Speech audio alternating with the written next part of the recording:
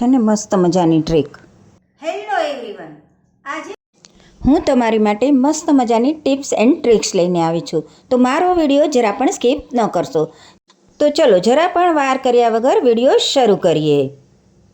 આપણે રાત્રે કઠોળને પલાળવાનું ભૂલી ગયા હોય તો સવારમાં કેવી રીતે પલાળવા એ તમને બતાવું છું.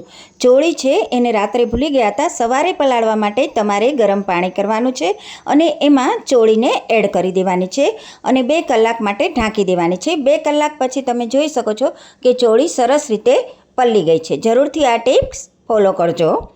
હવે ઘણીવાર આપણે ડુંગળી લઈને આવીએ છીએ તો એ બગડી જતી હોય છે. એ બગડી ન જાય એના માટે હું મસ્ત મજાની ટ્રીક બતાવી રહી છું. તમારે મીઠો લીમડો લેવાનો છે અને મીઠા લીમડાના પાનને તમારે કાઢી લેવાના છે અને જે દાંડી નીકળે એ તમારે ડુંગળીમાં રાખી દેવાની છે. આવું કરશો તો તમારી ડુંગળી સરસ રહેશે અને બગડશે પણ નહીં. આપણે લસણ ફોલીએ ત્યારે એને ફોલવું ઘણું અઘરું છે. ઘણીવાર આપણે હાથની મદદથી ફોલતા હોઈએ છીએ ત્યારે અંગૂઠામાં બળતરા થાય છે. આવું ન થાય એના માટે મસ્ત ટ્રીક બતાવી રહી છું.